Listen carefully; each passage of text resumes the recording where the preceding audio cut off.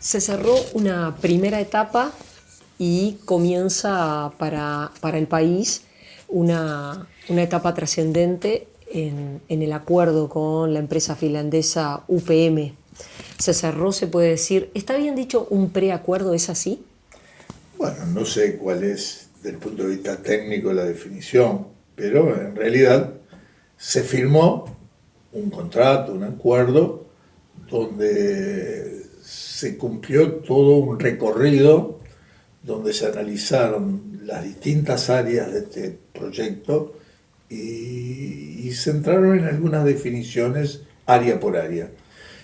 En el terreno nuestro nosotros participamos en el área de infraestructura fundamentalmente.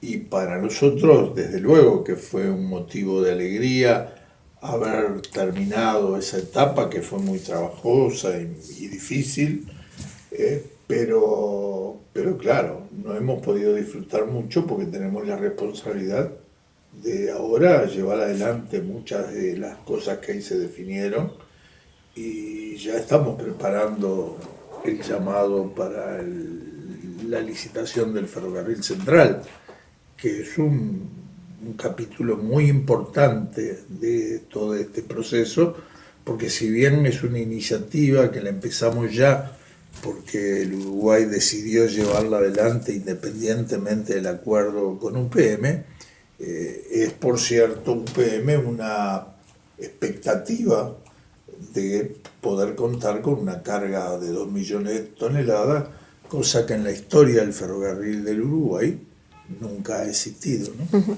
Y respecto a los que dicen, sin UPM este proyecto no tiene sentido, porque no hay una carga tan importante que justifique esta construcción.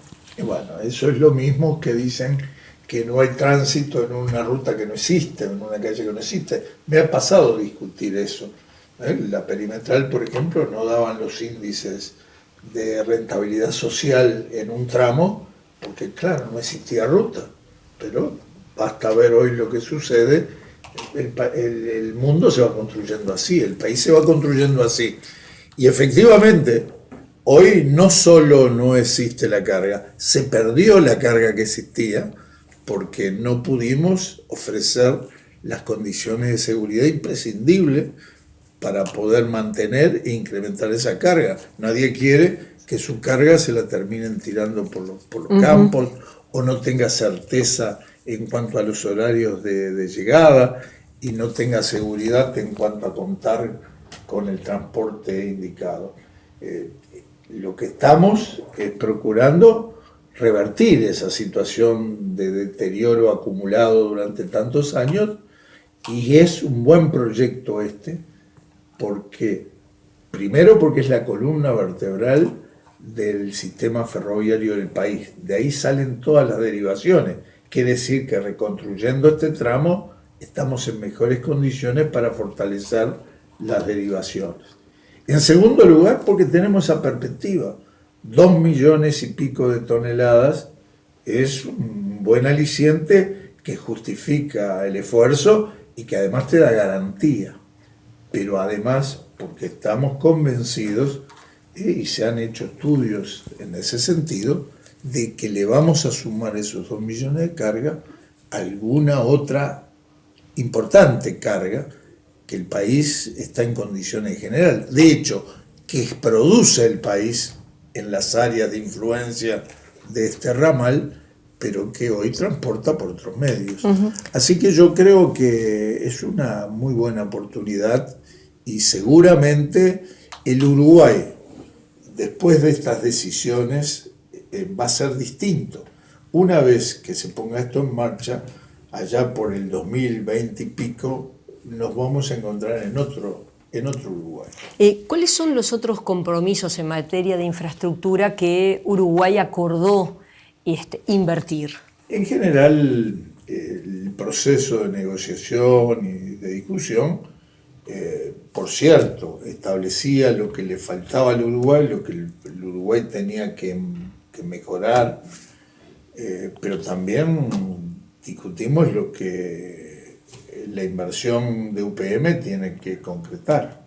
Así que no discutimos solo lo que teníamos que hacer nosotros, aunque para nosotros eso es nuestro compromiso, sino también del aporte que UPM va a ofrecer y que no es poco. Por ejemplo, en materia de caminería, nosotros queremos tratar de aprender de lo que ha sido la experiencia de la instalación de otras plantas. Se instalaron otras plantas y fueron demolidas algunas rutas que no habían sido preparadas para eso. Bueno, queremos ver si podemos establecer circuitos, corredores, que se puedan ir preparando con tiempo, reforzando sus puentes. ¿Para qué?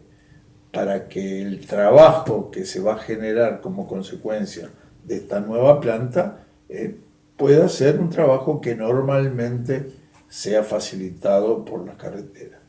Habrá además la necesidad de algunos caminos y rutas secundarias o terciarias convertirlas en rutas de otra condición, de otro estándar. Habrá que construir un puente nuevo en el Río Negro.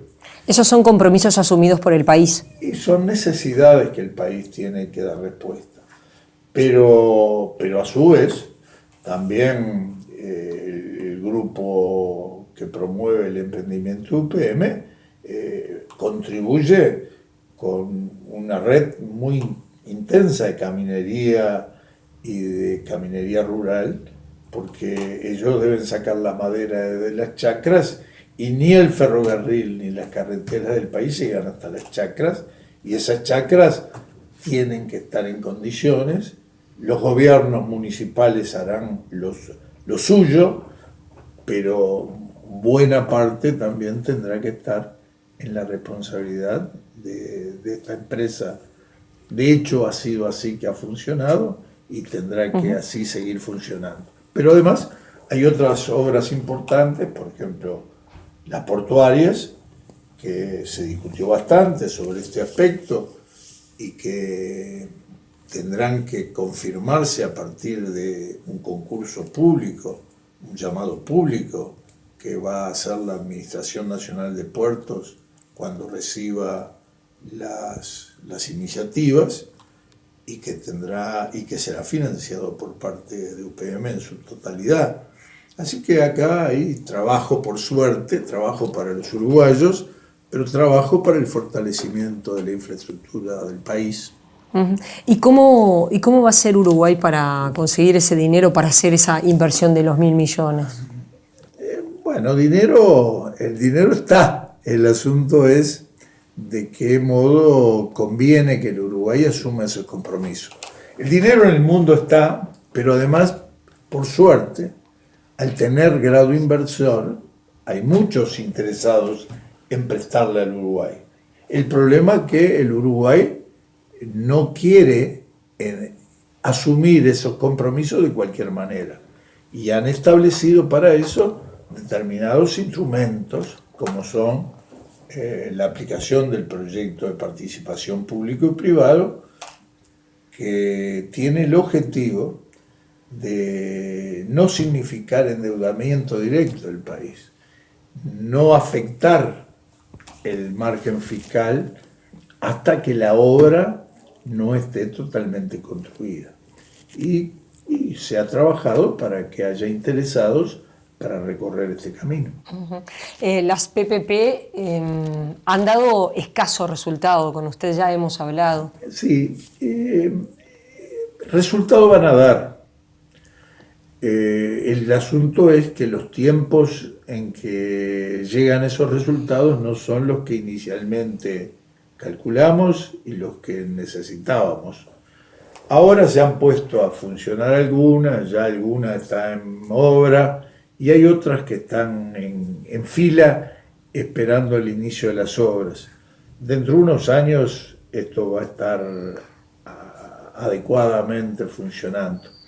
Pero de esa experiencia que nos pasó con las PPP viales es que sacamos conclusiones y hemos ya aprobado a nivel del Poder Ejecutivo una modificación del decreto de aplicación de la Ley de Participación Público y Privado, por la que fija algunas etapas, algunas fechas para poder adelantar las obras y para poder postergar algunos trámites administrativos imprescindibles, pero para que no interfieran estos plazos con la iniciación de las obras. El Uruguay está dispuesto en el puerto de Montevideo a habilitar una terminal especializada de celulosa, porque está dentro de lo que la ley de puertos define como son las políticas de interés desarrollar. Del mismo modo que tenemos una terminal granelera o una terminal especializada de contenedores y estamos ahí luchando para hacer una terminal pesquera, podría haber una terminal de productos de celulosa fundamentalmente y algunos otros derivados. Pero para eso haremos un llamado público y se concretará en función de las ofertas que recibamos. Y en ese sentido me parece que UPM está dispuesto a hacer el trámite, a recorrer el camino que necesita los efectos. El puerto de Montevideo puede manipular 2 millones de toneladas más sin que eso signifique nada extraordinario. Pero claro, siempre una terminal especializada le da mucho más garantías a quien opera. En cuanto a los técnicos de UPM supervisando, controlando este proceso, ¿cómo lo vive el gobierno uruguayo? Hay quienes dicen, bueno, lo que pasa es que los finlandeses no confían que el Estado uruguayo sea capaz de cumplir con estos plazos, de estar a la altura. ¿Por qué dicen eso? ¿Por qué dicen eso? Nosotros nunca hicimos un ferrocarril del siglo XXI, pero seguramente hay uruguayos que van a aprender a hacer un ferrocarril del siglo XXI. Ahora, en el siglo XXI, renunciar a utilizar el conocimiento y la experiencia de los que ya hicieron eso sería una tontería. Eso sería reprochable. Y yo creo que el Uruguay lo que está haciendo es eso, es procurando aprender y preparar su gente y desarrollarse, pero tratando de aprender de quienes ya lo saben hacer. Y por eso, bienvenidos las sugerencias, las propuestas, los controles que en algunos aspectos aspira a llevar adelante UPM, pero también tenemos el asesoramiento, por ejemplo, del Ministerio de Fomento Español y de INECO, que hemos contratado en ese sentido. Y estamos siempre tratando de aprender. Y el gran desafío es poder llevar adelante esto, llevarlo en condiciones, llevarlos en plazo y contribuir a esa construcción de un Uruguay mejor, un Uruguay con más posibilidades. ¿Para quién? Para los uruguayos.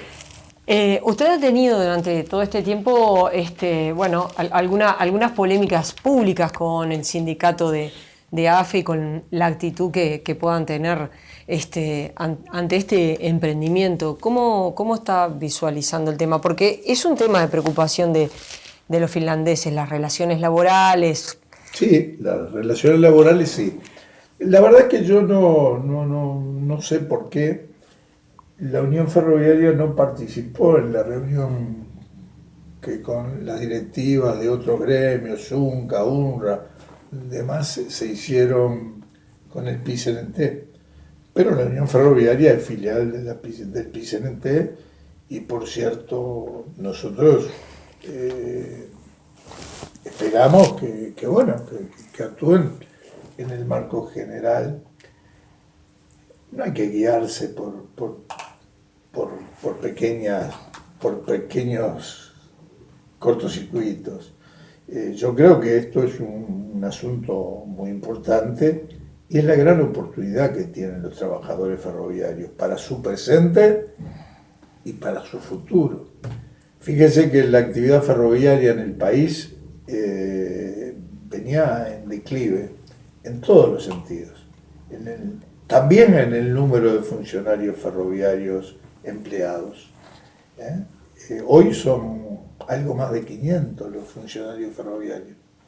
Y esto abre la posibilidad de que a partir de la reactivación del modo ferroviario puedan empezarse a sumar nuevos puestos de trabajo que van a ser en beneficio también de los uruguayos. Ahora, tenemos que, sí, no solo tenemos que las vías, los equipos, las señales, dejarlas del siglo XIX para adoptarlas del siglo XXI. También de alguna manera nuestro modo de ver las cosas. No podemos quedar abrazados a tratar de mantener, de conservar lo que ya no funciona. Tenemos que ver cómo procuramos comprometernos con lo que tenemos que poner en funcionamiento. Y yo no tengo duda que los trabajadores ferroviarios uruguayos son imprescindibles para esto, porque son lo que mejor pueden iniciar este camino. Así que yo creo que no hay que dramatizar ante el tiempo. Me parece que las cosas van a ir caminando por un buen rumbo. Usted ha dicho, bueno, vamos hacia un país distinto. Para un país tercermundista, para un país que es chico en medio de gigantes como es Argentina y Brasil, ¿es un buen modelo de desarrollo una planta de celulosa? ¿La tercera planta sería la segunda de esta empresa? Yo sé que la pregunta que usted me hace puede enfocarse desde un abanico muy amplio de posiciones y puede haber en ese abanico opiniones diferentes y todas que hay que tener en cuenta, que hay que respetar. Pero es evidente que no siempre uno hace lo que quiere. No siempre uno puede imaginarse el óptimo y concretarlo. Creo que eso pasa raras veces. En general, uno puede soñar con el óptimo, pero después construye lo mejor posible. Y es un poco el caso este. Para el Uruguay, tener un desarrollo generador de puestos de trabajo, porque independientemente de que, como pasó en Fray Bentos, después que pase la etapa de la construcción y de la construcción de las rutas, etcétera, etcétera, quedarán en la planta trabajando 400, 500 personas. También están los camioneros que llevan la carga, están los que reparan los camiones, están los que preparan los viveros, están los que trabajan en el monte, están toda una serie de servicios, el que le corta el pelo, el hotel, la gastronomía, que ya vimos que se generaba en Fray Bentos, que vemos cómo se generó en Colonia y que se va a multiplicar por ser esta una planta más grande. Y el modelo este de desarrollo es un modelo de desarrollo donde la materia prima que produce el país no tiene la elaboración hasta la disposición final. Alguna vez podremos hacer algo más en ese sentido, pero hay un proceso de industrialización previo que salga. Y además tenemos 2 millones de toneladas colocadas, que no es chica cosa. Generar en una industria una producción que no tenemos que estar luchando, buscando dónde después la tenemos que colocar. Fíjese, somos excelentes productores de leche y muchas veces esa leche que vale menos que 1 litro de agua mineral, el precio que le pone es menos que 1 litro mineral y no la podemos colocar en el mundo. Y es leche, es imprescindible para la vida de los seres humanos y tenemos problemas muchas veces en el mercado y no logramos colocar toda nuestra producción. En este caso vamos a tener estos millones de toneladas que nos va a colocar en una posición bastante destacada en el mundo como productor de celulosa, con la colocación asegurada. No es chica cosa. 1.000 millones entonces es lo que prevé Uruguay que necesita invertir para ponerse a tono, para poder finalmente que UPM decida la inversión. Es una referencia. Es una referencia. El presidente dijo, 4.000 millones pone la empresa, 1.000 millones pone el Estado uruguayo. En una conferencia de prensa, el primer día que nos sentamos a hablar de esto. En realidad, ahora entran en la discusión de que si son los 1.000 millones justitos, si son menos, si son más, si podemos, si no podemos. Y también si los 4.000 millones son justitos. Y entonces dicen, la planta sale 2.400, 2.500 millones de... bueno, sí, pero las tierras, los viveros que hay que hacer, los plantines que hay que replantar, las forestaciones, los equipos, las máquinas, los camiones, la construcción del equipamiento en la planta, hay muchísima más inversión. Las viviendas que necesarias para que los trabajadores, como pasaba en otros lados, puedan vivir. El desarrollo de determinadas obras necesarias, hasta en Pueblo Arévalo, donde habrá que reforzar las comunicaciones, habrá que reforzar la educación, donde habrá que reforzar... Bueno, todas esas son inversiones, muchas de ellas que serán promovidas desde la inversión privada y otras que tendrá que hacer el Estado, y no sé si está en la cuenta de los 1.000 millones o no. Nosotros, desde el punto de vista de la infraestructura, también tenemos esa referencia, ¿verdad?, entre las rutas no previstas que se agregaron en esta etapa y la construcción del ferrocarril, que es un gran desafío, que es indudablemente la inversión más grande. Bueno, andaremos ahí. Y en el caso de UPM se estará también ahí. Y yo supongo que si sumamos lo de UPM, si acaso hay que tener conciencia de que alguna parte de esa inversión ya existe, ya está. Yo decía que el efecto de la instalación de UPM no solo es el efecto que está por venir, es el efecto que ya se ha venido acumulando desde el 16 de agosto del año 2016, cuando se anunció la disposición de UPM de trabajar. Recuerden que en el año 16, en aquel entonces, estábamos frente a los problemas de la economía argentina, los cambios de gobierno y de política económica, los problemas de Brasil, la depresión de esas economías que no habían podido crecer, y Uruguay peleando por no ser arrastrado por esa situación.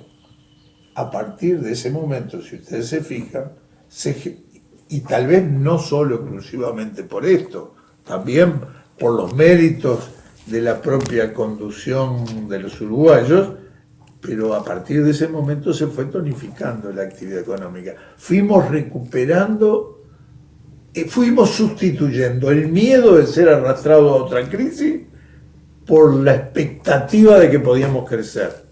Y desde entonces el país ha venido ya creciendo.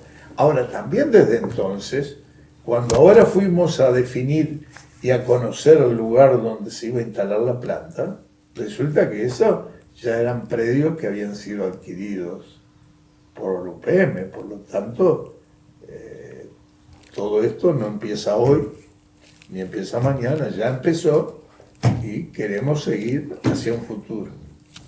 Gracias, Rosy.